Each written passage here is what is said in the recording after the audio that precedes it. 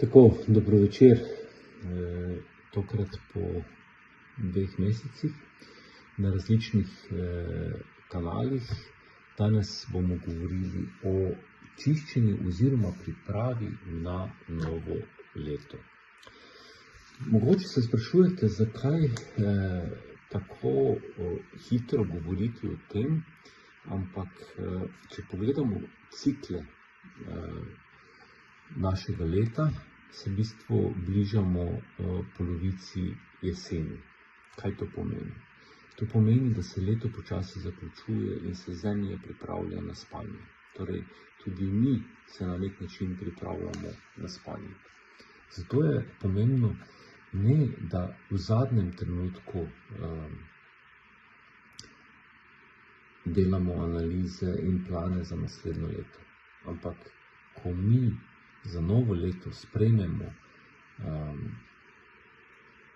odločitev ali pa kakšne želje imamo, moramo biti na to pripravljeni. Ne samo to, da si jih zapišemo zadnjih 10 dni, 21 dni, ampak mi smo zdaj v fazi, ko se leto zaključuje. Čeprav se nam zdi, da pri nekaterih projektih niti približno ne vemo, kako ga bomo zaključili, kako bomo jih sploh financirali. Ampak pomembno je, da mi o teh stvarih začnemo razmišljati. In hkrati začnemo razmišljati o stvarih, kaj se pravzaprav želimo naslednje leto. In tudi o poti, kako bomo do nje prišli. Zato je pomembna analiza. Da že zdaj, v tem trenutku gledamo, katere stvari so za nas nepomembne, katere stvari so tiste, ki so nas skozi vse leto obremenjevale, ki so nas dušile, ki enostavno več ne sodijo v naš življenjski krog. Predvsem pa moramo govoriti o tem, kako si želimo živeti v naslednjem letu. Torej, to je tema današnjega webinarja. Tisti, ki si planirate, vam lahko rečem, da bo vse skupaj trajalo dobre pol ure, bo pa tudi posnetek, tako da lahko dobite link, vkolikor mi pošljete le svoj elektronski naslov. V zameno seveda vam pošljem potem link oziroma dostop do webinarja. Torej, po dinamičnem modelu vodenja bi bilo idealno, če si mi teden planiramo od ponedeljka do četrtka. Torej, da imamo res čas za sebe, sreda, petek, sobota, nedelja. In enako je tudi letno planiranje. Torej, idealno bi bilo, da imamo aktivno leto od druge polovice januarja do prve polovice decembra.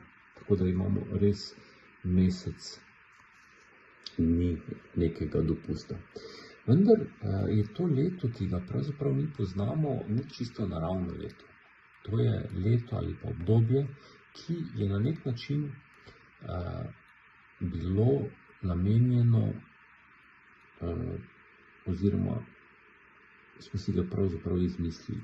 Tisto leto, po katerem so že sami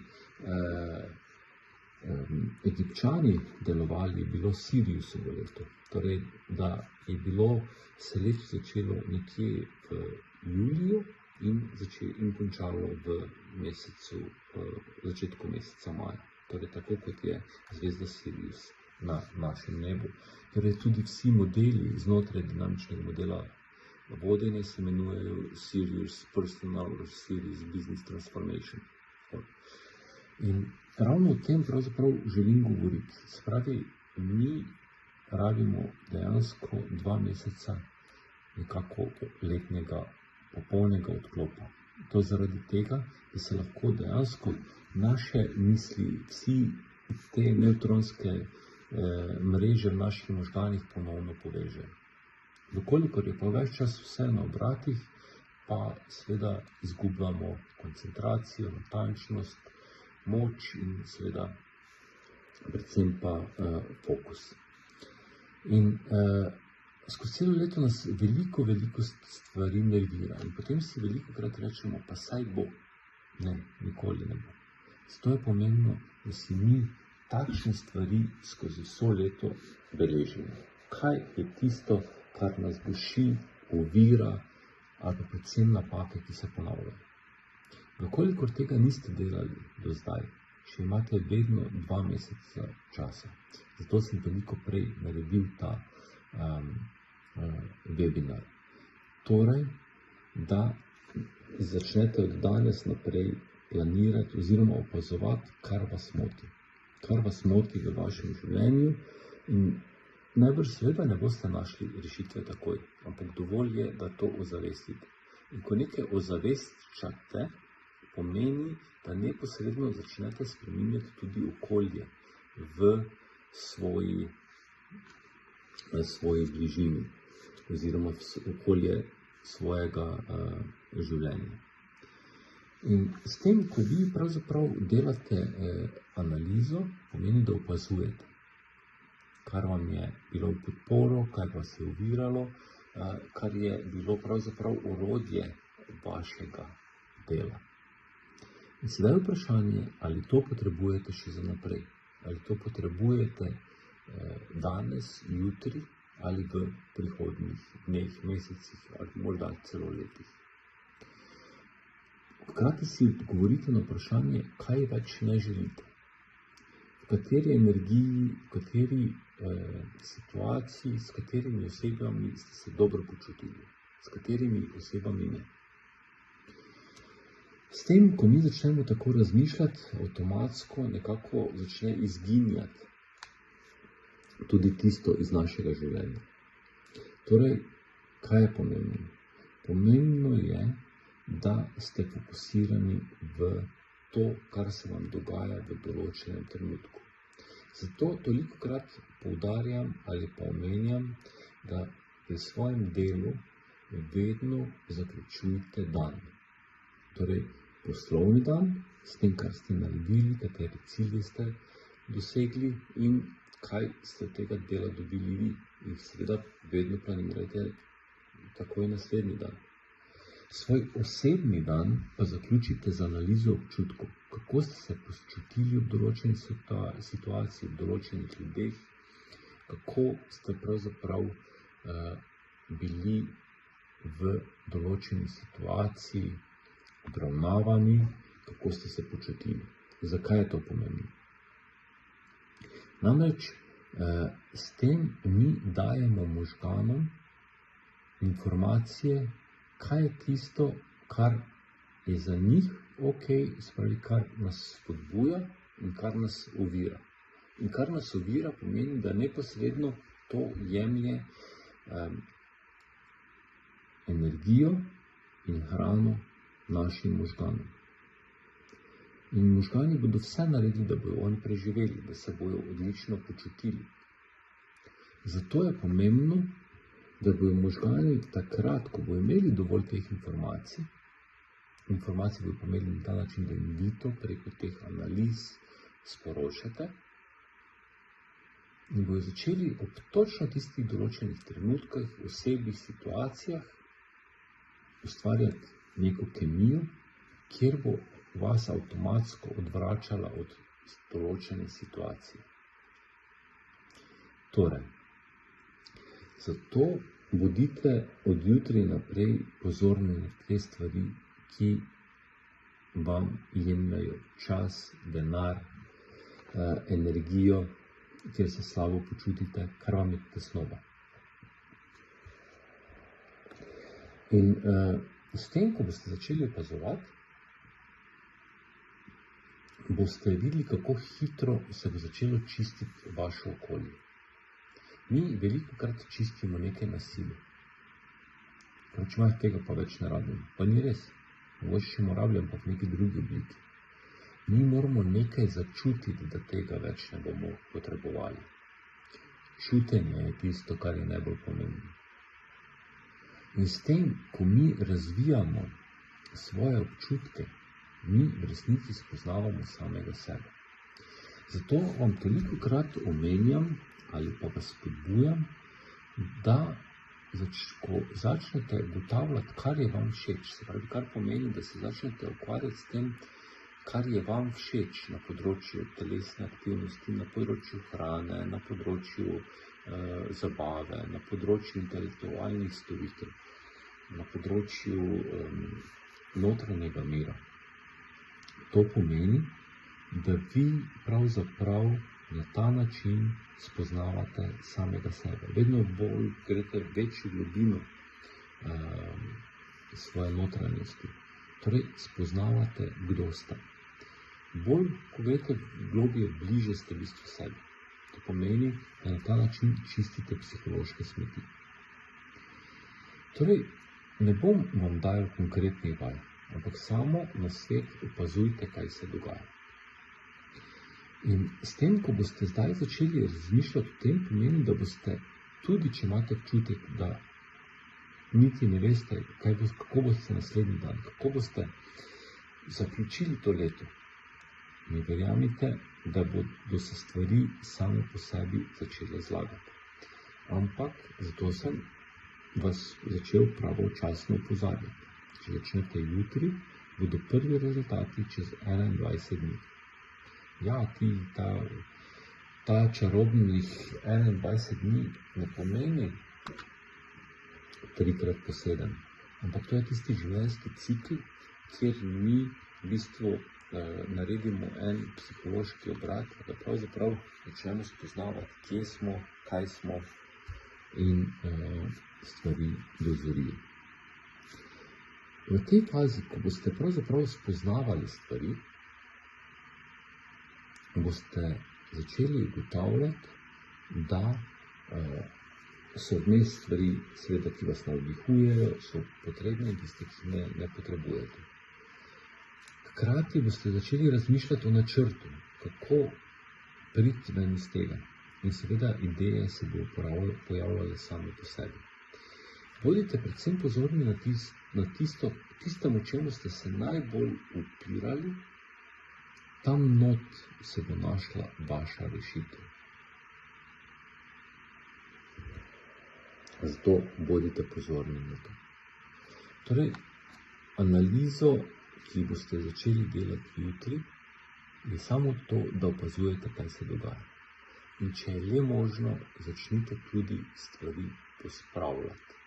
Tako da, ko bo prišel 1. december, ko bo prišel tisti dan, ko boste rekli, ja, zdaj pa se moje delo umika, oziroma ni več tako aktivno, da bo pomenil, da boste imeli dovolj prostora, da boste res lahko začeli razmišljati o tem, kaj si želite in na kak način.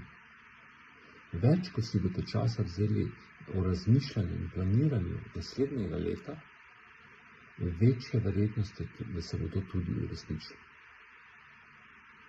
To pa zaradi tega, ker bo vaše misli čiste, ker bo vaša pot do srca ali pa do vas samih zelo odprta in dejansko čista. In bolj, ko je odprta ta pot, večja možnost obstaja, da boste točno to dosegli. Torej, pomembna je priprava. Torej, mi se danes govorimo o pripravi na konec leta in delo planov za naslednjo leto. Prvih 21 dni boste opazovali in razmišljali. Potem boste pa prišli do točke, ko boste točno vedeli, kaj ja in kaj ne. Ko boste v sebi začutili, tega si pa več ne želim, bodo se začele kazati tudi rešitve, kako se bo to drugače zgodilo. In s tem se bodo začele odpirati nove dimenzije v vašem življenju in v vaši okolici. Bodite toliko pozorni. Spravi, 21 dni bodite pozorni, kaj se vam bo dogajalo. No, in zato, ker bo zdaj počasi 15 minut tega mojega javljanja, bom tudi tukaj zaključil in se vam bom javil ponovno čez 21 dni, kako nadaljevati. Torej, kaj morate v teh 21 dneh vi narediti? Opazujte, kaj se vam dogaja.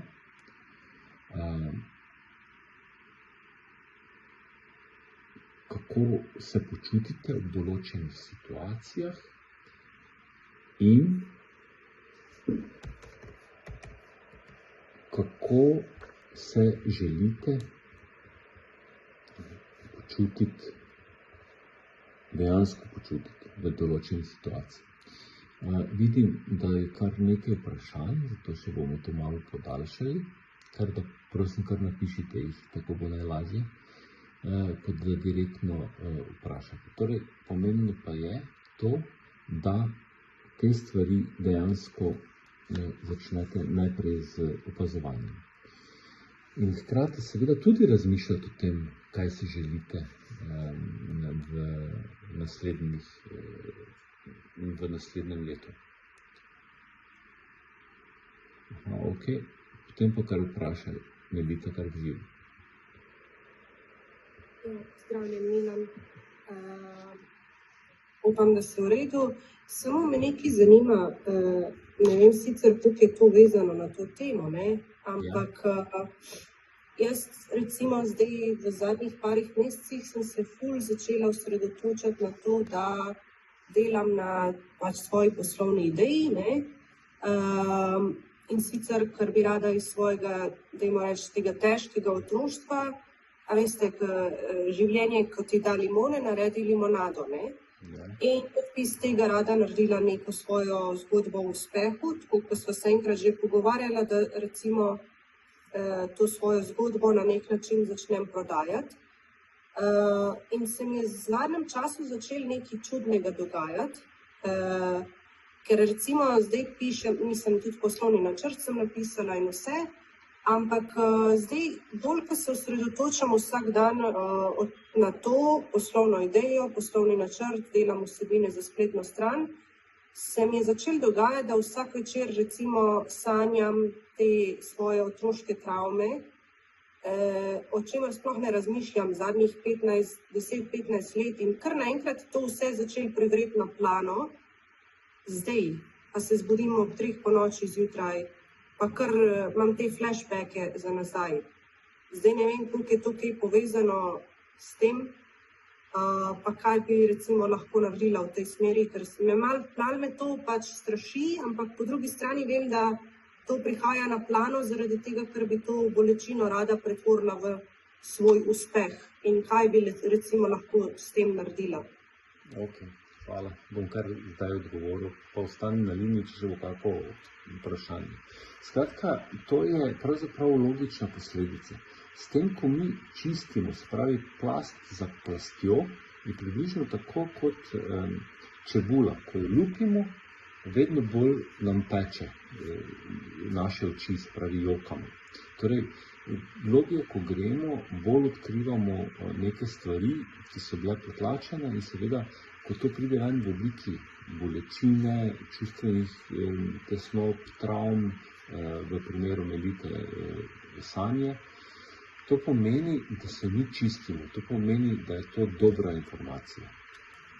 Namreč, če povem svojo zgodbo o teh otroških travmah. Moje otroštvo je bilo dokaj zaznamovano z nasiljem, alkoholom v družini, torej nisem poznal prave družine, ampak vseeno mi počasi te negativne slike z otroštva izginjajo in ostajajo samo še tisti lepi spomini. No, ampak, ker sem v času študija tudi delal kot športni novinar, je bil eden od mojih sogovornikov, mislim, da je bil doktor Topič, torej nekdo, ki je se vse življenje ukvarjal z borilnimi veščinami. In on mi je dejal stavek, ko je rekel, veliko ljudi ne ve, kaj naj počne v življenju. Ampak tisto, kar je bilo tvoje bolečina ali pa zaznamovano tvoje otroštvo, je pravzaprav tvoje orodje, kaj boš počel v življenju. Torej,